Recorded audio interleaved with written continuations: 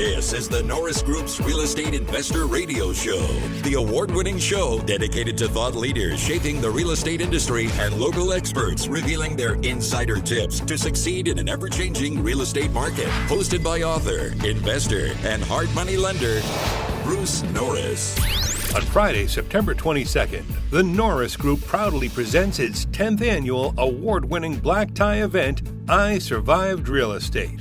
An incredible lineup of industry experts will join Bruce Norris to discuss perplexing industry trends, head-scratching legislation, and opportunities emerging for real estate professionals. All proceeds from the event benefit Make-A-Wish and St. Jude Children's Research Hospital. This event would not be possible without the generous help of the following platinum partners: Housing Wire, Coach Fullerton, Coldwell Banker Town & Country, Property Radar, the Apartment Owners Association, the San Diego Creative Real Estate Investors Association, Invest Club, Las Brisas Escrow, MVT Productions, Inland Empire Real Estate Investment Club, Realty 411, and White House Catering. Visit isurvivedrealestate.com for event information and tickets. Hi, thank you for joining us. My name is Bruce Norris, and today our special guest is David Kittle. David began his mortgage banking career in 1978 with American Fletcher Mortgage Company. As a top producing loan officer, he moved to the management side in '86. He opened his own company, Associates Mortgage Group, in 1994 and selling it in 2006. David is founding partner and vice chairman of the Mortgage Collaborative, the nation's premier mortgage cooperative. David is past president of the Louisville and Kentucky Mortgage Bankers Association. He's the past chairman of MBA's Political Action Committee, MORPAC, and former vice chair of MBA's Residential Board of Governors. He served on MBA's board of directors from 2004 to 2010. David is past chairman of the Mortgage Bankers Association in Washington, D.C., completing his term in October 2009. David, principled and straightforward approach served him well in the industry. He testified 14 times before Congress and led the industry during the most tumultuous period it's ever had. David, welcome back to our show. I appreciate you being here.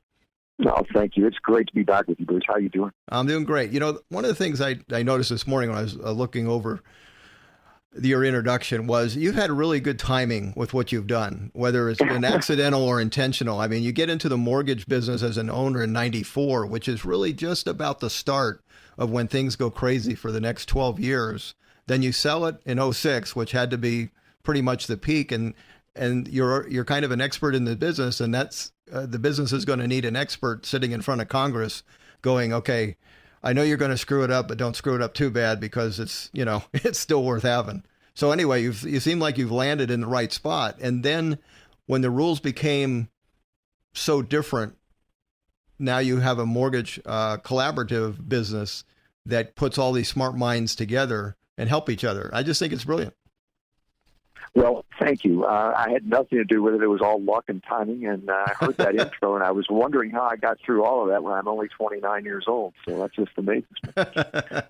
You know, that's, I guess we can all say that we don't really plan out a lot of what we ended up doing.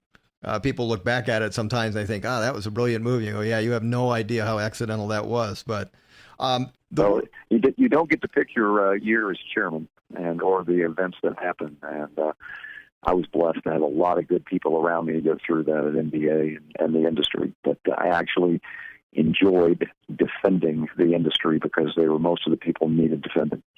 Yeah, and that was really an important time period because there were a lot of rules that were probably prevented from being imposed. I mean, there's enough of them as there are, but there was probably a lot more aggression that could have occurred if there hadn't been some common sense attached to it. I agree with you. There was we blocked a lot. I mean, a lot got through, but we did our part in helping shape it. MBA and the industry never had a problem. In fact, we called for good regulation. We didn't call for onerous regulation. There's a distinct difference. And now that we have a new administration, some of those onerous regulations are being relieved a little bit, and the market is quite improved. Okay. The whole idea of the word collaborative being attached to business is a little unusual. We talked a little bit about that off air, but usually you think about competition and everybody's a competitor. And here your business model is saying, let's put the brightest minds in a room and share their model with other competitors. we got together, four of us, Gary Acosta, Gary, my partner, who's the CEO of MORPAC, the National Association of Hispanic Real Estate Professionals, Jim Park, Chairman Emeritus of the Asian Real Estate Group, and John Robbins, former NBA chairman and a longtime mortgage banker. The four of us got together in May of 2013, and we knew there was a space for this. We're a cooperative. There were a couple of them out there, but we decided to do it a little bit differently.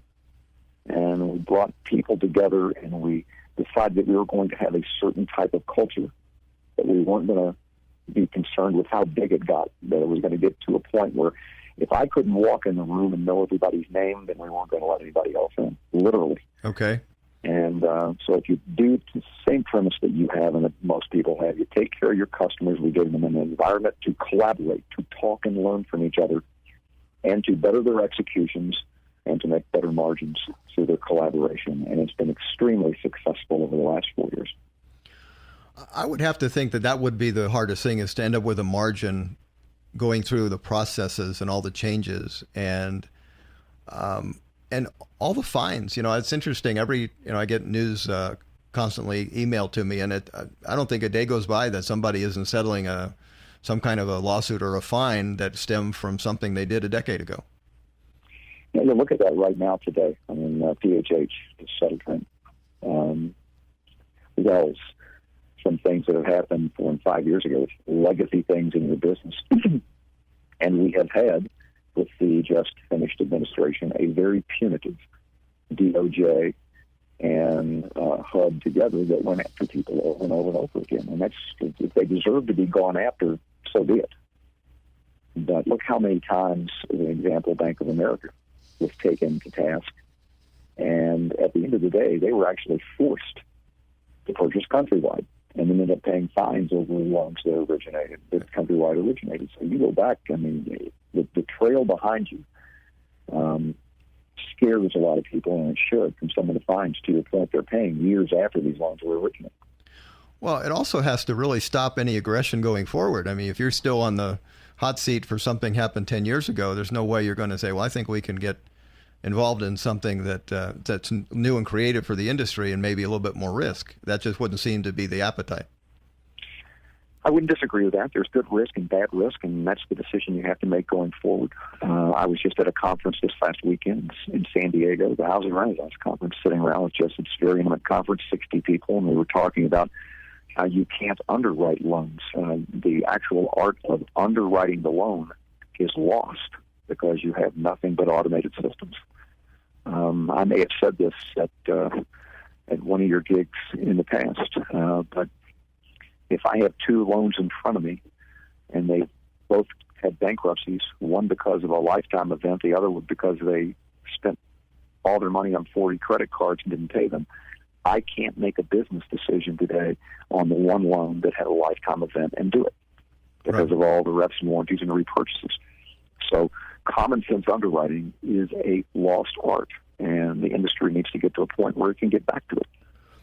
You see that as a likely outcome anytime soon? I think we're pushing for it. Okay. I think people are talking about it, and I think, yes, it has to get back to that. When you talk about access to credit, you want to make more loans to more people, you have to be willing to look at the loan on a case-by-case basis. So, yes, I think we'll get back there. Now, you mentioned the new administration. I mean, the word cooperative or collaborative hasn't struck me yet during this first 6 months or so. Maybe you're seeing it from a whole different perspective. I just see it seems very aggressively, I'm not talking about this administration, but its ability to get things done seems to be under attack by everyone that's possible. So with that being, go ahead. Yeah, I'm sorry, I didn't mean to talk over you, but yes, they are being attacked from every side. Certainly, they got no grace period, no honeymoon. Some of it has to do with non-politicians were elected. People who really didn't know Washington, D.C. And unfortunately, it's a swamp, like they say, at times. So he's been blocked, and some of the things that he wants to do. A lot of other issues on the plate a higher priority to the administration than housing also. That's very important to us, isn't it? Yeah. And housing drives this economy. So I think they know it. I think they'll get around to it. I think they're going to do a very good job with it long term. What going back to the mortgage collaborative, what does it do for somebody that decides to get involved with your group?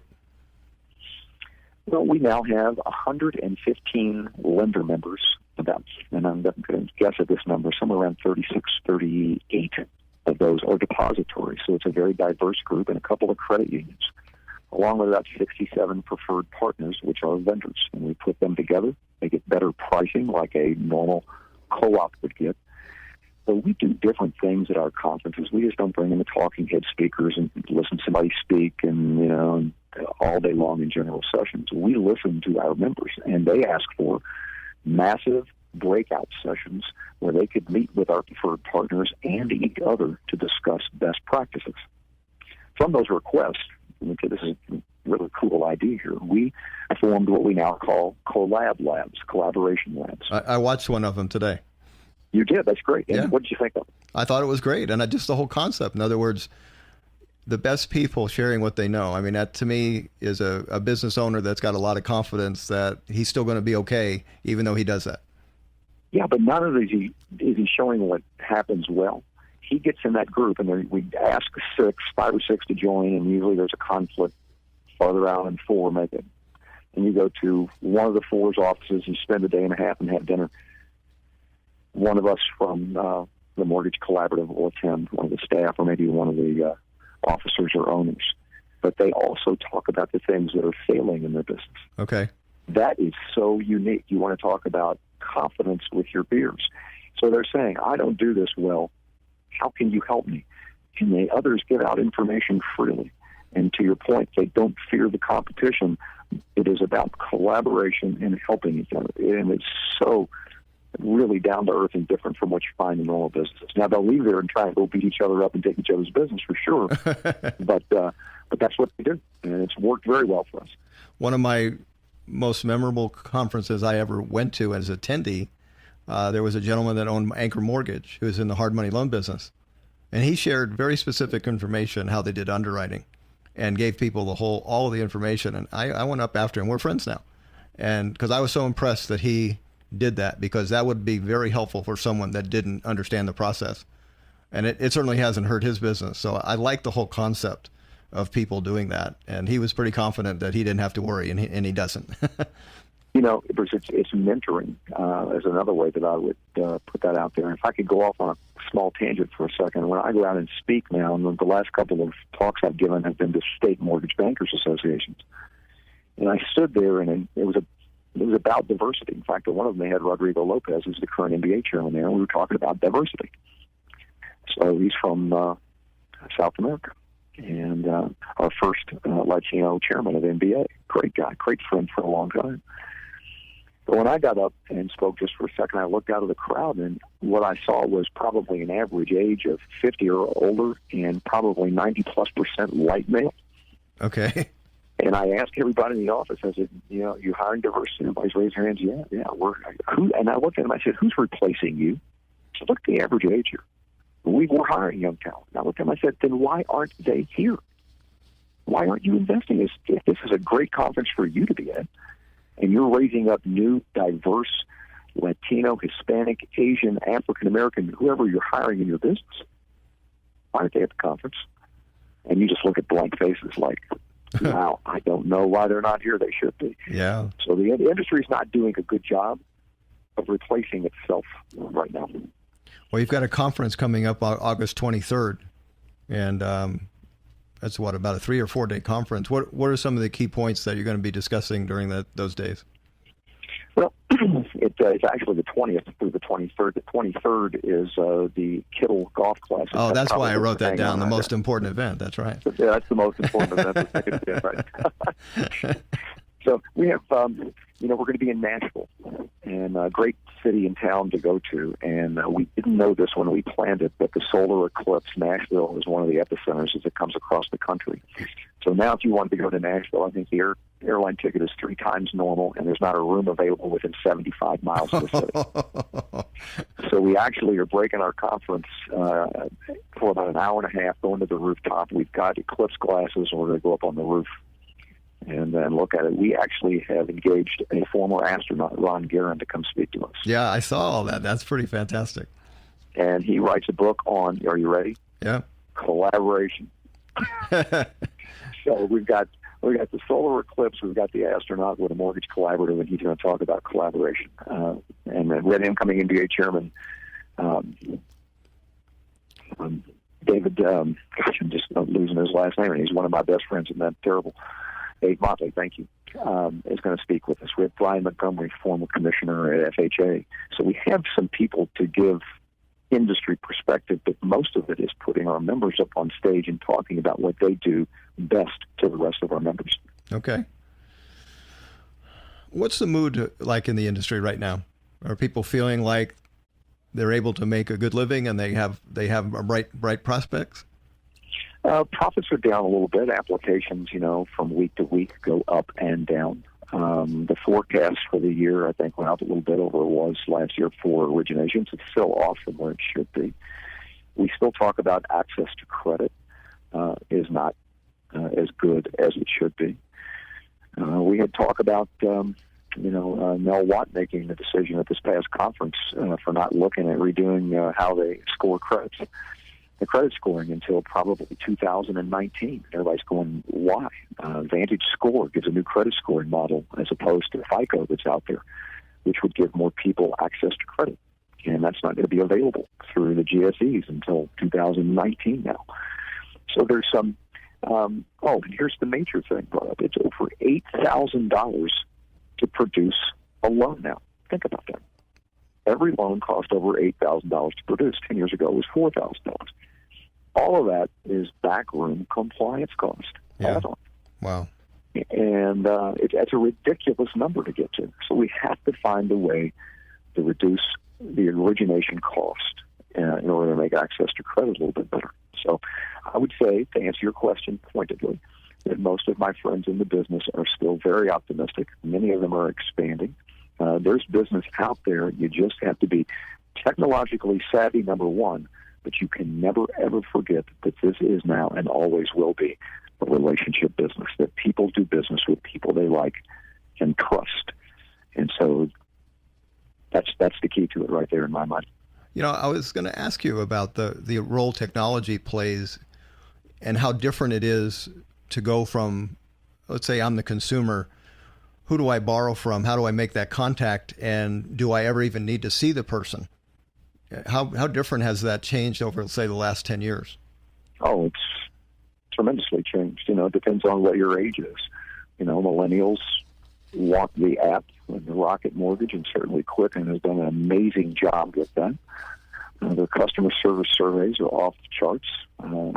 So they've proven that's the model. However, there are still, most of the borrowers out there are probably in their mid to late 30s and 40s and 50s and 60s like myself, and we still want to look somebody in the eye.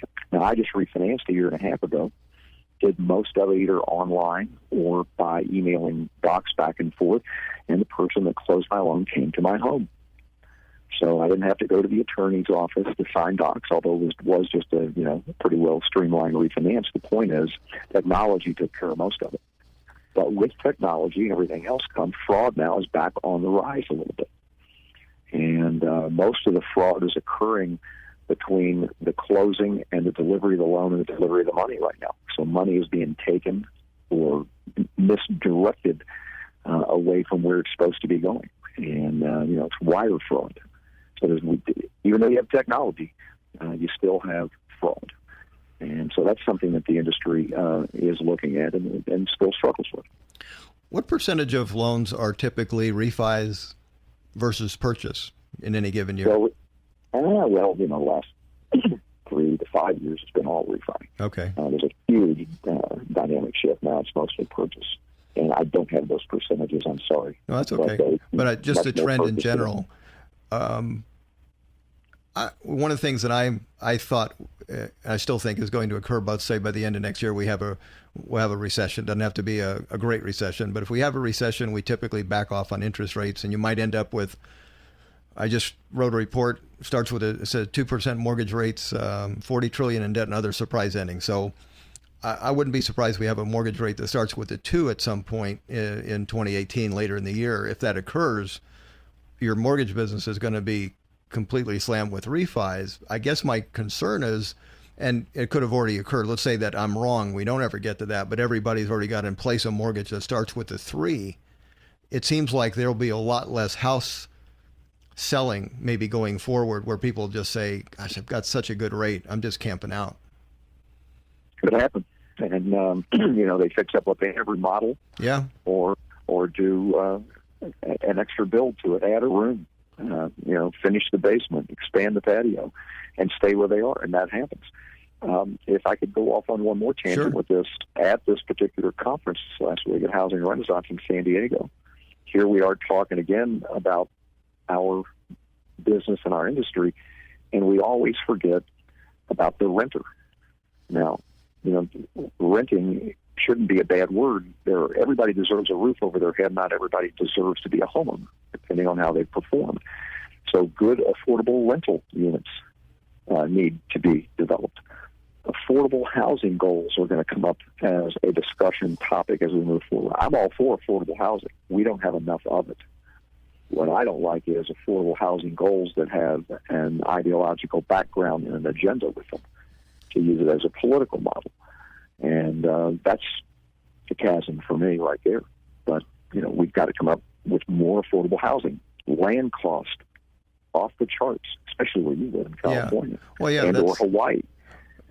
Yeah, the idea of building an affordable rental from scratch with the cost, it's not even feasible. It isn't. And that's, you do need, I understand what you're saying. I don't want an agenda saying, okay, we have to build exactly this, and it's going to be government subsidized, and you end up having problems from day one because the mix. I don't know. It gets to be dangerous because a lot of those areas that, let's say, have that type of homes, not someplace you'd want to live after 5 years because it's actually gets dangerous. At least in our area, it has. Yes. So I don't know what the answer is, because a builder isn't going to take that on and say, yeah, I'll build a project for a great loss. It's not even feasible. Exactly right. But back to your original question,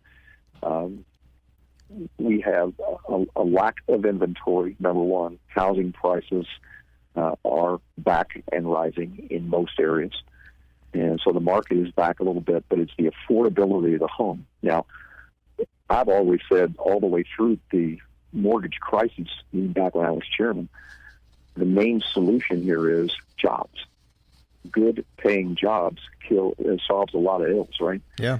So as the job market continues to come back strong, and it is for Trump so far, that may help this as well.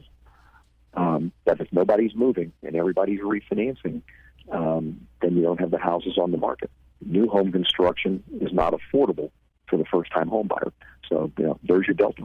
Yeah, that used to be a big part of the local county where I live, Riverside. That's a big deal most of the time, but now it's not. There's the fees and so forth.